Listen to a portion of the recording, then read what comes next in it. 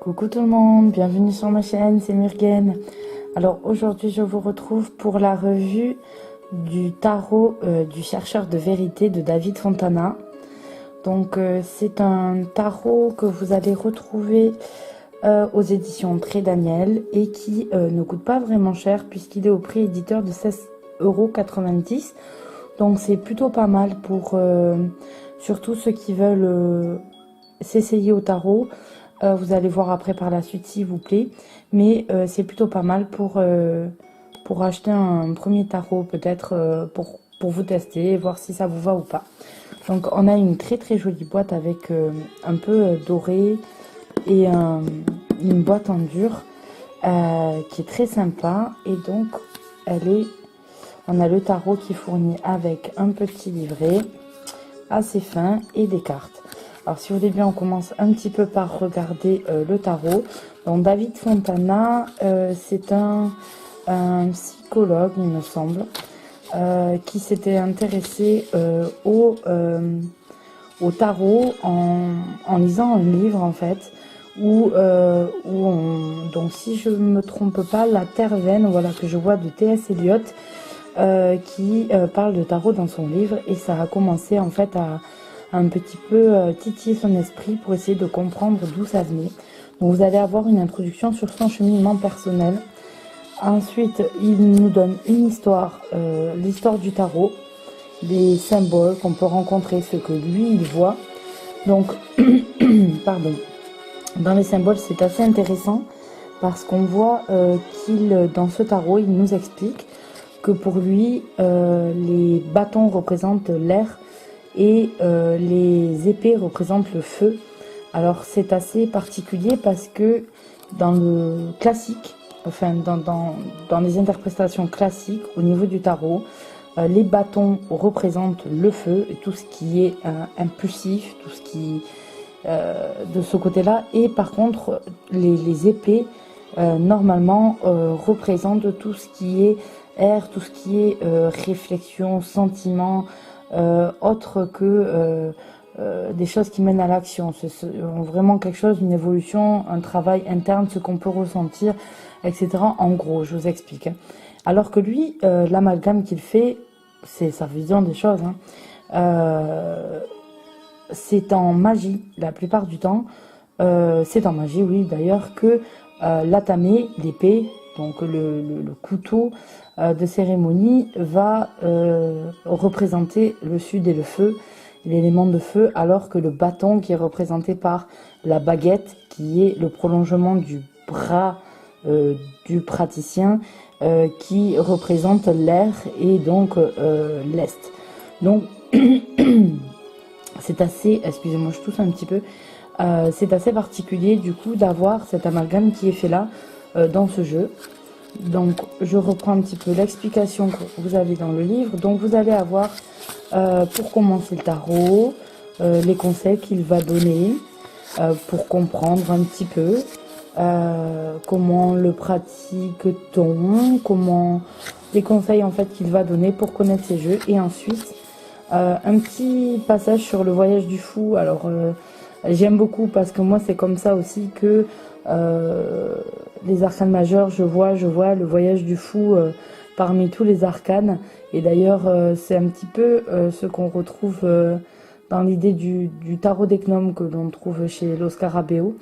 Et le voyage du fou, c'est quelque chose de très intéressant à essayer de comprendre et voir que le fou en fait traverse les arcanes majeurs et rencontre des personnages ou vit des situations en fonction de ce qu'il vit à travers les différents arcanes pour arriver à l'aboutissement de son chemin et à sa transformation donc en quelqu'un de plus sage.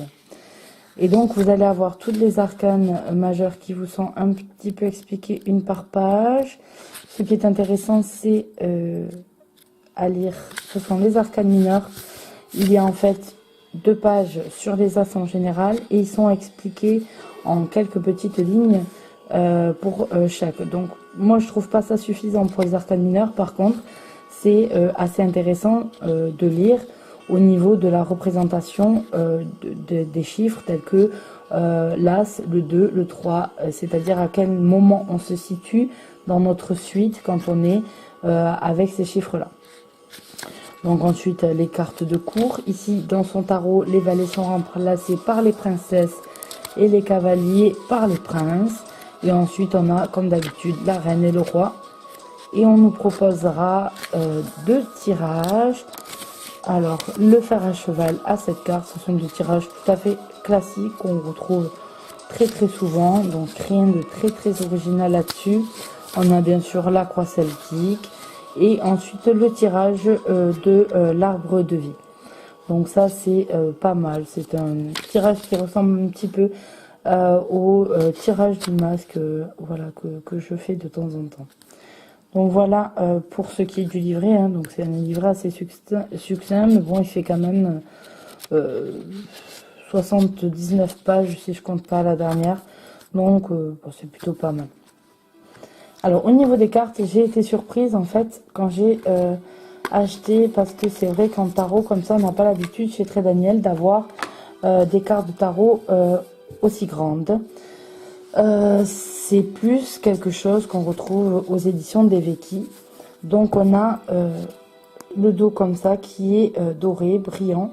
Donc c'est un jeu très joli. Elles sont comme plastifiées les cartes. La cote reste blanche. Il y a une bordure blanche ici et une bordure blanche sur le côté des cartes. Donc vous voyez que là, elle n'est pas égale au niveau de chaque côté. C'est pas forcément top. Mais du coup, on peut quand même découper pour celles qui découpent leurs cartes. Et en plus, l'avantage étant que ça rapetira un petit peu. Parce que c'est vrai que c'est très très grand. Donc c'est très compliqué à mélanger. Par exemple, pour moi qui ai des petites mains. Donc pour un tarot qui a pas mal de cartes, il faut quand même mélanger par le haut. L'avantage, c'est qu'on peut l'utiliser dans le sens qu'on souhaite, inversé ou pas. Il n'y a pas de souci, pas de blocage à ce niveau-là. Et on est dans une carte assez souple quand même. Mais comme c'est un peu plastifié, je pense que ça devrait tenir le coup. Alors, ce qui est sympa sur toutes les cartes, c'est les dorures en fait qui vont ressortir. Là, on a le chapeau. Ça se voit peut-être pas à la caméra, hein, je suis désolée. Mais sur chaque carte, on a des dorures qui ressortent. Donc ça, j'ai bien aimé et j'aime bien l'illustration. C'est un jeu très coloré. Et voilà, la taille pour moi est quand même assez grande. Et pour découper, c'est assez simple. Et du coup, on a quand même le dos qui reste. Donc ça risque, je ne sais pas encore, je me tâte. Mais ça risque d'être peut-être le premier jeu dont je vais me lancer au découpage. Parce que voilà, on a un côté qui est pas centré dans l'image. On a plus de côté ici que ici. Et ça me gêne un petit peu. Donc c'est peut-être celui-là que je vais découper. En plus il est grand, donc voilà. Et puis si je me loupe, honnêtement, je ne l'ai pas payé trop cher. Donc ça devrait aller. Alors je vous montre les cartes. Elles sont, moi je trouve les couleurs vives et les illustrations très très jolies.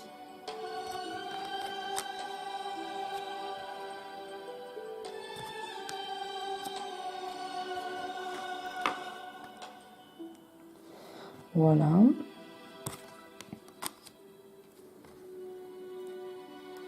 Ça ressort un petit peu quand même, les dorures sur les armes et la couronne ici. Ça donne assez de cachet au jeu. C'est un joli jeu. Alors je sais pas si on met l'illustrateur. On nous met David Fontana, mais il me semble pas l'avoir vu édition Contredire. Donc c'est la maison Très Daniel. On n'a pas du tout, je crois. Alors, le titre original, responsable. Illustration Sylvie Degnaud. Voilà. On l'a juste en tout petit ici. Voilà. Je préfère vous le lire parce que je trouve les illustrations sympas. Et que je trouve dommage qu'on ne mette pas systématiquement le nom de l'illustrateur à côté de celui qui fait le tarot, puisque c'est vrai que c'est quand même les illustrations qui vont faire qu'on attrape un lien ou pas avec le tarot et que ça va nous parler ou pas. Donc voilà, moi j'aime vraiment, on garde des symboles classiques, mais un petit peu revisités, avec des couleurs et un coup de crayon différent. Peut-être plus adouci, mais on garde les symboles classiques qu'on a dans un tarot habituellement.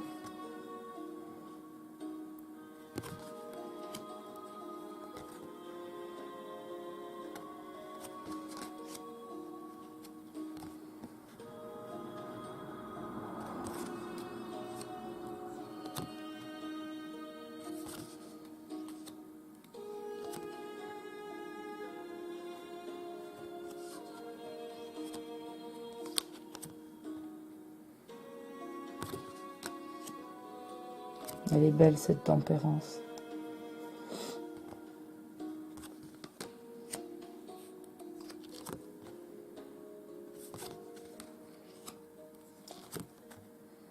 Alors je sais pas du tout si vous le connaissiez ou pas ce jeu, mais voilà, moi je le trouve très très beau.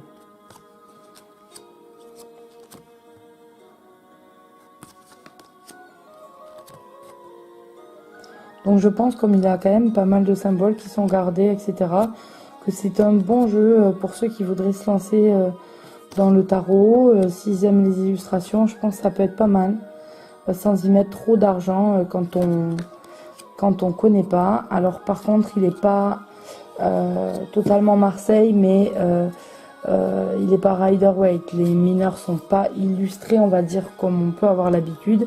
Mais ce n'est pas un Marseille non plus tout simple, on a un petit fond qui va varier voilà, selon les cartes. Donc là, vous avez des bâtons. Vous voyez, on garde le fond et de temps en temps, on a des petites variations dans la façon dont c'est présenté.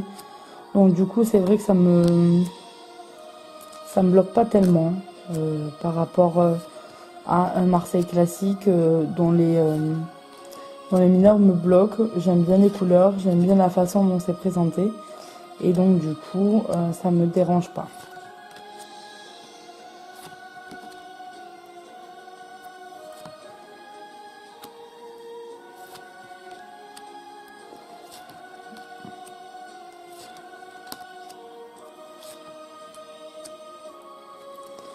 Alors du coup, quand on voit les couleurs qui sont utilisées,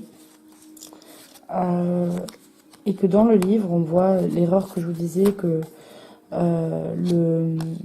les bâtons représentaient l'air, on a quand même en illustration du rouge, du feu, quelque chose qui rappelle l'élément feu pour le bâton.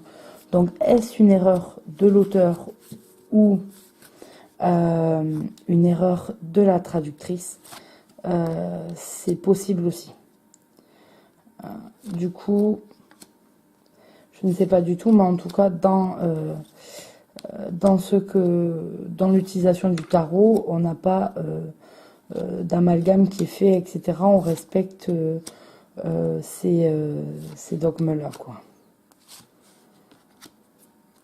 Alors, on est plus dans les couleurs de jaune et de vert, vert clair, on va dire, pour ce qui est épais. Je passe un petit peu ça, je vous montre les cartes courtes, celles qui sont plus ou moins illustrées. Après on est...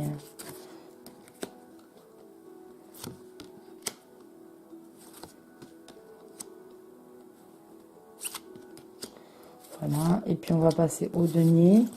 On est dans le turquoise et dans le vert. Voilà. Et je vous montre les cartes de cours.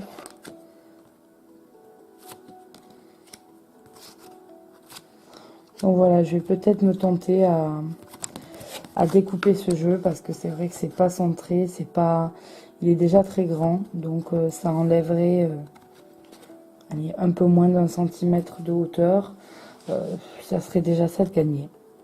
Donc je me tâte vraiment à le changer. Donc voilà pour ce tarot, de très très jolies illustrations, enfin je l'aime beaucoup. Voilà, ce qui me bloque un petit peu, c'est sa taille. C'est sa taille dans l'utilisation pour des petits tirages en 3 cartes, ça ira très bien, ça gêne pas vraiment. Mais dès que vous allez commencer à avoir des tirages avec plusieurs cartes, il faut une table assez balèze pour pouvoir accueillir tout le monde. Donc du coup, peut-être un tarot à conserver pour des petits tirages courts et pas des tirages ou des tirages de l'année ou ce qui est d'actualité en ce moment. Voilà, ça serait plutôt compliqué. Donc voilà, je vous dis à bientôt pour une nouvelle vidéo. Je vous fais à tous de gros bisous.